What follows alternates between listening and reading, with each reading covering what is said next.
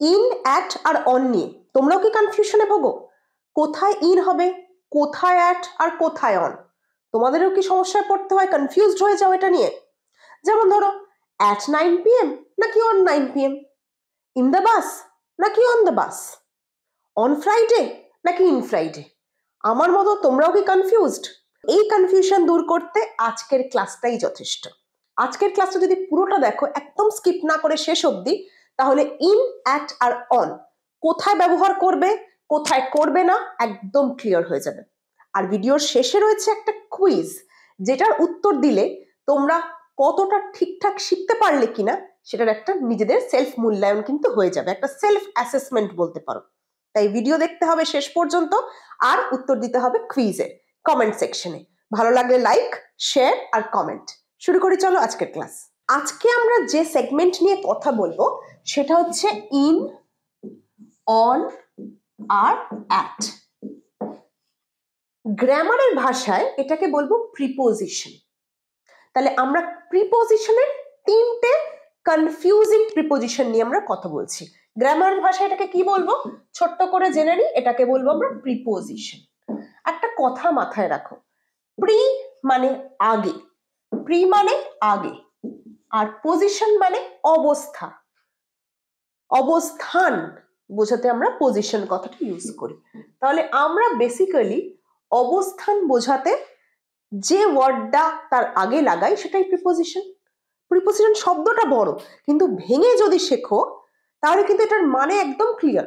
কোনো বস্তু বা নাউনের অবস্থান বোঝাতে তার আগে যে শব্দটা আমরা ব্যবহার করে থাকি তাকেই গ্রামারের ভাষায় বলে প্রিপোজিশন। গ্রামারটা সহজ করে পড়তে হবে, ভেঙে ভেঙে বুঝতে হবে, তাহলে কিন্তু একদম ইজি। আচ্ছা, এইবার দেখো এই প্রিপোজিশন আজকে আমরা যেটা শিখবো, একটা হচ্ছে সময়ের প্রিপোজিশন, একটা হচ্ছে জায়গার প্রিপোজিশন। সময়ের প্রিপোজিশন, জায়গার প্রিপোজিশন মানে সময় বোঝাতে আগে কোন ওয়ার্ড ইউজ করব, জায়গা বোঝাতে প্লেস বোঝাতে আগে কোন ওয়ার্ড ইউজ করব।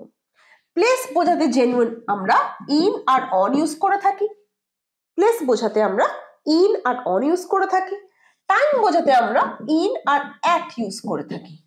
তাহলে আজকে তো আমরা এই তিনটে জিনিস নিয়ে শিখছি। এই অবধি যদি ক্লিয়ার হয়ে থাকে তাহলে আমাকে একটা ক্লিয়ার জানা, কমেন্টে একটা ক্লিয়ার লিখে জানো, আমি বুঝতে পারবো যে আমরা ইন, অ্যাট আর অনের ব্যবহারটা শেখার আগে এই বেসিক কনসেপ্টটা আমরা ক্লিয়ার করতে পেরেছি। এরপর যেটা আমরা শিখবো সেটা হচ্ছে ইন, অন আর অ্যাট এর ব্যবহার। প্রথমেই আমরা দেখি চলো ইন এর ব্যবহার। আমরা যদি প্রত্যেকের ব্যবহারগুলো মোটামুটি একটু বুঝে ফেলতে পারি তাহলে কিন্তু আমাদের কাছে কনফিউশনটা ক্লিয়ার হয়ে যাবে। ইনের প্রথম যে ব্যবহারটা সেটা হচ্ছে before big place. Before big place, বড় জায়গার আগে আমরা ইন বসাবো, বড় জায়গার আগে। তোমাদের মনে হতে পারে ম্যাডাম বড় জায়গা মানে কি? ধরো আমি বলছি আমি ভারতবর্ষের মধ্যে পশ্চিমবঙ্গ রাজ্যের মধ্যে কলকাতা জেলায় থাকি। আরেকবার বলি, আমি ভারতবর্ষের মধ্যে পশ্চিমবঙ্গ রাজ্যের কলকাতা জেলায় থাকি। আচ্ছা, এর মধ্যে বড় জায়গা কোনটা? ভারতবর্ষ, ইন্ডিয়া। তার থেকে ছোট কোনটা? রাজ্য, ওয়েস্ট বেঙ্গল। তার থেকে ছোট কলকাতা। এবার যদি বলি আমি পার্ক স্ট্রিটে থাকি, পার্ক স্ট্রিটটা তো খুব ছোট জায়গা, তাহলে পার্ক স্ট্রিটের আগে আমরা ইন বসাবো না, আমরা বড় জায়গাগুলোর আগে ইন বসাবো। যেমন দেখো I live in Kolkata. Kolkata একটা বড় জেলা। কলকাতার মধ্যে যদি আমি কোনো লেন বা রাস্তার কথা বলি, কোনো পাড়ার কথা বলি, কোনো ছোট অঞ্চলের কথা বলি, সেক্ষেত্রে আমরা কিন্তু ইন ইউজ করব না। কিন্তু কলকাতা যেহেতু বড় জেলা আমরা ইন ইউজ করব। আরেকটা ধরো he lives in America. America বড় মহাদেশ, তাহলে একটা বড় জায়গার আগে আমরা সবসময় ইন বসাবো। ক্লিয়ার? বড় জায়গার আগে ইন, বিফোর বিগ প্লেস। 2 নম্বর, কোনো কিছুর মধ্যে, কোনো কিছুর মধ্যে বোঝাতে।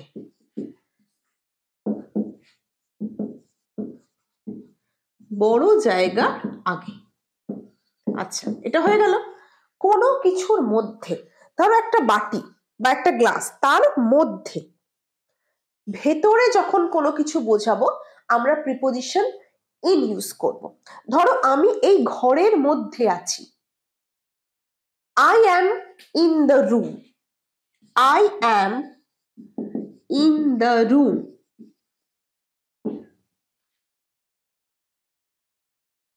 আমি যদি বলি বক্সের মধ্যে একটা আপেল আছে, there is an apple, there is an apple in the box. বক্সের মধ্যে একটা আপেল আছে।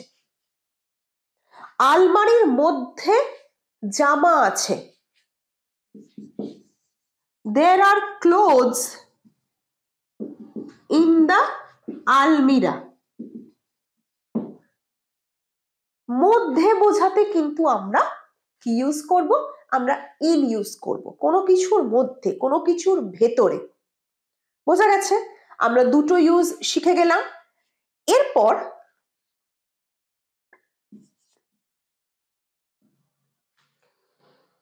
বিফোর, ইয়ার আর মান্থ, বছর মাসের আগে। আমরা যখন কোনো সেন্টেন্সে কোনো বছর বা মাস রেফার করি সেখানে আমরা ইন বসাই। যেমন ধরো আমি মে মাসে যাব, I will go in May. সে ডিসেম্বরে আসবে, she will come in December.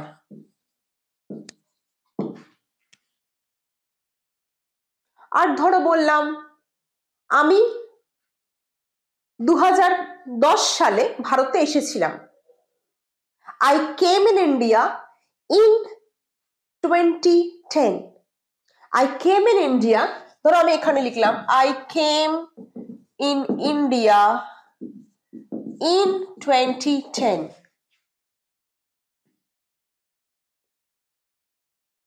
সে 2027 সালে গ্র্যাজুয়েশন পাস করবে, he will be graduated in 2027.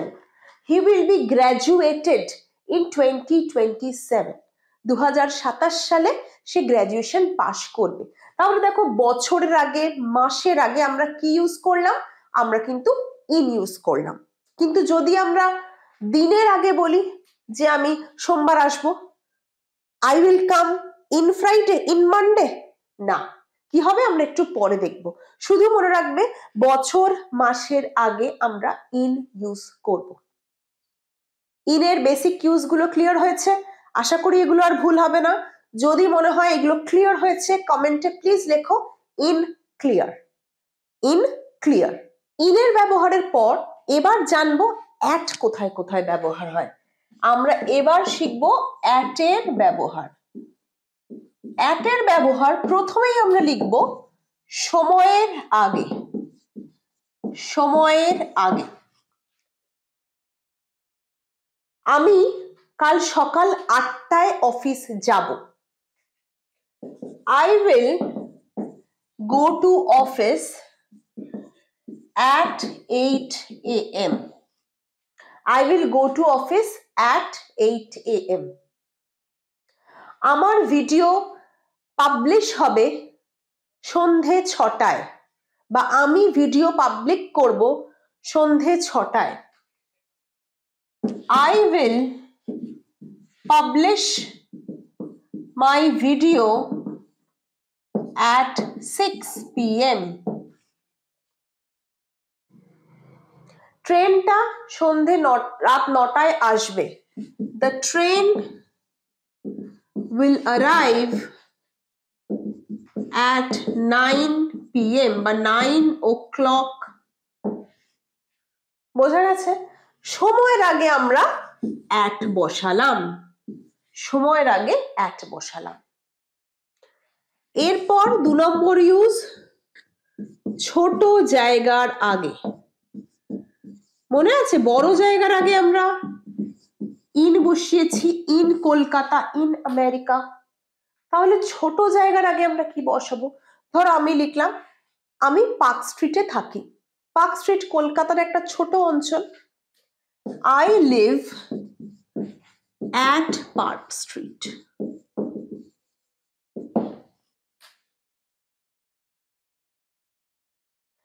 সে এখন বা সে 2 বছর ধরে গড়িয়ায় থাকছে।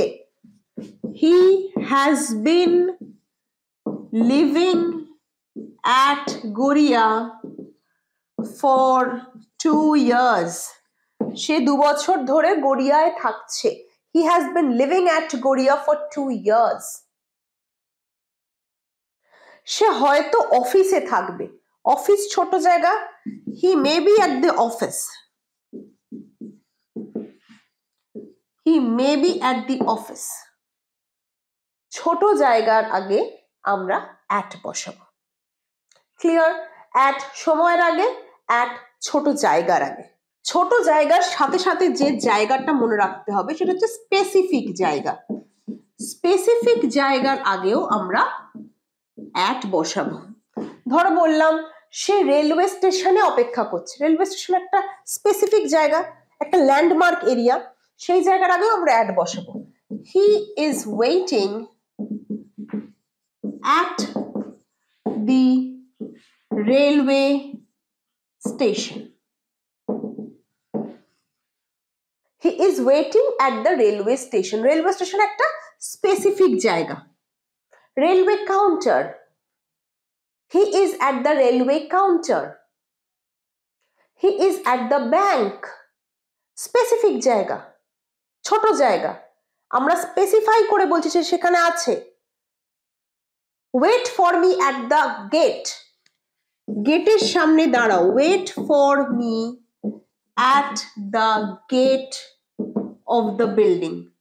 বিল্ডিং এর গেটের কাছে দাঁড়াও। এই at কেন বসছে? কারণ গেট একটা স্পেসিফিক জায়গা। স্পেসিফিক জায়গা, নির্দিষ্ট জায়গার আগেও আমরা কিন্তু at বসাবো। at এর লাস্ট ইউজটা কি? কোন স্কিলের আগে, স্কিল বা দক্ষতার আগেও আমরা at বসাই। ধরো আমি বললাম যে সে নাচে খুব ভালো। She is quite good at dancing. She is quite good at dancing. আমি অঙ্কে মানে ভয়ানক খারাপ। I am terrible at maths.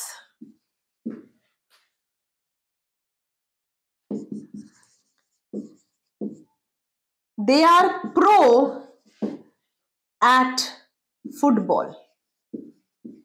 They are pro at football. তারা ফুটবলে প্রচন্ড দক্ষ। আমি অঙ্কে ভয়ানক, আর সে নাচে খুব ভালো। স্কিলের আগেও আমরা at ইউজ করে থাকি। at এর আমরা 4টে ব্যবহার শিখলাম। একটা হচ্ছে সময়ের আগে, একটা ছোট জায়গার আগে, একটা নির্দিষ্ট বা স্পেসিফিক জায়গার আগে, আর একটা স্কিলের ক্ষেত্রে আমরা at ইউজ করে থাকবো। at এর ব্যবহার আমাদের শেষ। যদি at ক্লিয়ার হয়ে থাকে, right clear, at clear chat বক্সে লেখো, তাহলে আমি বুঝবো তোমাদের কাছে ইন আর at দুটোই ক্লিয়ার হয়েছে। ইন আর at তো ক্লিয়ার হয়ে গেল, লাস্টে কি পড়ে রয়েছে? অন। অনের ব্যবহার চলো শুনি। প্রথমটা দেখো, তারিখের আগে, তারিখের বা দিনের আগে। আচ্ছা, একটু আগেই আমরা ইনের ব্যবহারে শিখেছি না যে মাস আর বছরের আগে ইন হয়? বলছিলাম তো যে I will come in May, he will go in December, বলছিলাম তো। তাহলে দিনের আগে কি হয়? বছর মাস ইন হয়, দিনের আগে অন হয়। যেমন ধরো আমি শুক্রবারে জন্মেছি। I was born on Friday.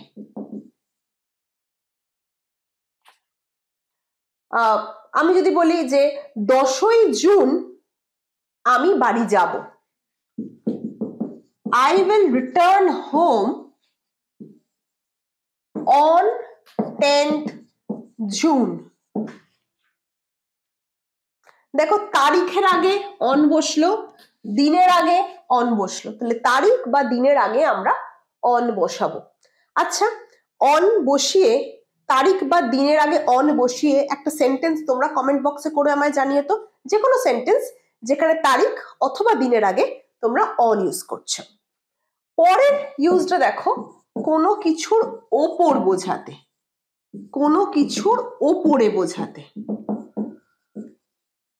কোনো কিছুর ভিতরে বোঝাতে আমরা ইন ইউজ করেছি। আমি যদি বলি যে এই ডাস্টারটা এই ট্রের ওপরে আছে, the duster is on the tray, কি লিখলাম? The duster is on the tray. এবার যদি বলি আমি বোর্ডের, এটা বোর্ড, আমি বোর্ডের ওপরে লিখছি, I am writing on the board, I am writing on the board। কোনো কিছুর ওপরে বোঝাতে অন। তাহলে অনের ফার্স্ট ইউজটা কি? তারিখের আগে বা দিনের আগে। 2 নম্বরটা কি? কোনো কিছুর ওপরে বোঝাতে। 3 নম্বর ইউজটা দেখো, মেশিন বা যন্ত্রের ওপর বোঝাতেও আমরা কিন্তু অন ইউজ করব। যেমন ধরো আমি টিভিতে কার্টুন দেখছি, মানে টিভির পর্দার ওপরে কার্টুন দেখছি, I am watching cartoon on TV। আমি হোয়াটসঅ্যাপে ছবি পাঠাবো, I will send you a photo on WhatsApp। বুঝতে পেরেছো? He is making videos on YouTube। যে কোনো মেশিন, যন্ত্র অথবা অ্যাপস, এখন যে অ্যাপ্লিকেশন, এইগুলোর ওপর কাজ করা বোঝাতেও কিন্তু আমরা অন প্রেপোজিশন ইউজ করব। He is making videos on TikTok। He is uploading his CV on LinkedIn। On বোঝাবো যন্ত্র, machine, device. I am talking on phone। বুঝতে পেরেছো? তাহলে অ্যাপস, যন্ত্র, মেশিন এইগুলোর ওপর কাজ করা বোঝাতে আমরা অন ইউজ করব। 4 নম্বর বা লাস্ট ইউজটা অবস্থা বোঝাতে, অবস্থা বোঝাতে। সে সম্পূর্ণ বেড রেস্টে আছে, এইটা আমি কি করে বলবো? She is on complete bed rest। She is on complete bed rest। সে আগামী 2 মাস ওষুধের ওপর থাকবে, He will be on medication for next 2 months। He will be on medication, ওষুধের ওপর। অবস্থা বোঝাচ্ছি, যে ওষুধ খেয়ে বেঁচে আছে, সে বেড রেস্টে আছে, অবস্থা বোঝাচ্ছি। তাহলে অবস্থা বোঝাতেও আমরা অন ইউজ করব। তাহলে আমাদের অনের 4টে ব্যবহার কি কি শিখলাম?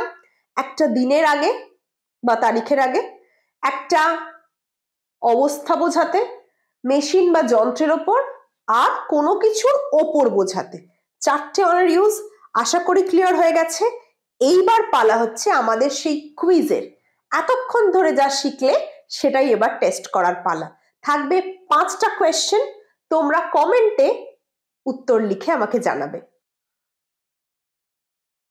এই রইল তোমাদের জন্য 5টা প্রশ্ন, যার উত্তর তোমরা দেবে কমেন্ট সেকশনে, আর আমি তোমাদের বলে দেব তোমরা সঠিক না ভুল। ভুল যদি হয় আরেকবার ভিডিওটা দেখে নেবে। যদি ভালো লাগে ভিডিও লাইক করবে, অবশ্যই শেয়ার করবে, বন্ধু বান্ধব যারা ইংরেজিতে কনফিউশনে ভুগছে তাদের সাথে অবশ্যই শেয়ার করবে, আর কমেন্টে এটাও জানিও কেমন লাগলো আজকের ক্লাসটা। দেখা হচ্ছে পরের ক্লাসে।